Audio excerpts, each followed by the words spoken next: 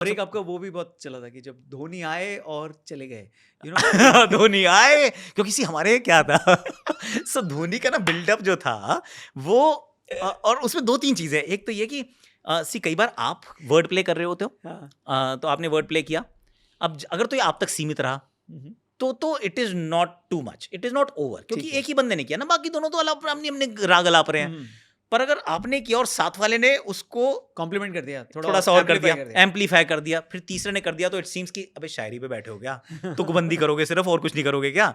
तो it felt like that, तो and then you realise कि यार मैंने क्यों शुरू किया। तो वो किसी भी बात पे हो सकता है एक्चुअली।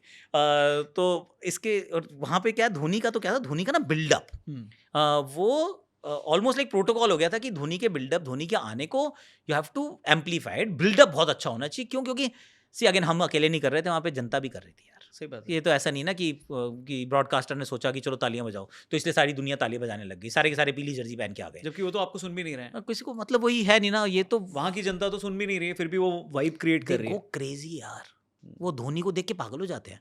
अब अगर धोनी को देख के वो पागल हो रहे हैं, तो एज अ कमेंटेटर, ब्रॉडकास्टर, आपकी भी ड्यूटी है ना कि जो वहां पे हो रहा है उसको कम से कम उसके छोटे से सार में आपके टीवी तक भी पहुंचाएं कि भाई वो माहौल है, तो उस माहौल को तो आपको यू हैव टू सही बात कॉम्प्लीमेंट, है। मतलब कुछ तो करोगे ना आप उसके साथ जस्टिस। अब हुआ ये कि उस दिन शायद माइक थोड़ा लेट आया था या कोई और बोल रहा था, तो धोनी आए और धोनी गए। हर्षल पटेल की बॉल पे, पहली बॉल पे डंडे पे लग गई भाई के, तो even before I could finish the sentence वो जा भी चुके थे। तो मैंने कहा चलो जी कोई बात नहीं, तो ये भी होगा। तो ऐसे बहुत सारी चीज़ें होती हैं एक्चुअली, क्योंकि अभी जैसे हम ऑफ ट्यूब कमेंट्री करते हैं, तो ऑफ ट्यूब कमेंट्री में जो आप देखते हो वो मैं देखता हूँ, हाँ, हमारे पास कोई और एंगल नहीं होता, अच्छा। कुछ भी नहीं होता। तो लोगों को लगता है कि कोई बहुत बार वो जो आती है कि आवाज़ अच्छी आई नहीं, वो अच्छी इसलिए नहीं आई क्योंकि सर मैंने देखा नहीं है। तो ये वैसे ये मेरा वाला नहीं था, ये किसी और का था, आई रिस्पेक्ट द कमेंटेटर, तो नाम नहीं लेंगे। पर ऐसा हम सबके साथ कहीं ना कहीं गलती हो सकती है, क्योंकि आपका पास कुछ नहीं है। योर क्यू इज कि बैट से कनेक्शन कितना अच्छा हुआ, ग्राउंड कितना बड़ा है, वहाँ पे फील्डर है कि नहीं है, I mean how do wind direction की, वो सब हवा तेज चल रही थी, रुक गई बॉल, आपको कुछ नहीं पता। तो मेरा ट्रिक टू दैट इज़ कि ऑफ ट्यूब में, और अगर अब मैं बोलूँगा तो आप अगली बार नोटिस भी कर लोगे कि अगर शॉट मारा, मैं कहता हूँ, तो मैं आई स्टार्ट की आई बाय टाइम, ओके। कि हवा में है, कितनी दूर गई है, तो कितनी दूर पे I stop, I don't know कितनी दूर गई है। It is an open ended sentence. ठीक है। अगर तो कितनी दूर में स्टैंड पे गिरी तो स्टैंड तक गई है, वरना फील्डर था। तो you have to buy time, so you find ways to buy time.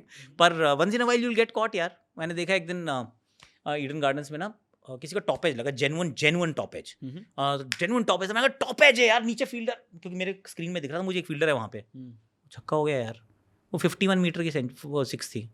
मैंने कहा 51 मीटर तो नन्नू सा होता है, ये क्या, मुझे कैसे पता चलेगा। तो किसी कोई सेलिब्रेटेड बंदे ने वो वेरीफाइड हैंडल से ट्वीट भी किया, कैसे गधे कमेंटेटर बैठे हैं अंधे, छक्का है वो कह रहे हैं कि टॉप एज लगा है।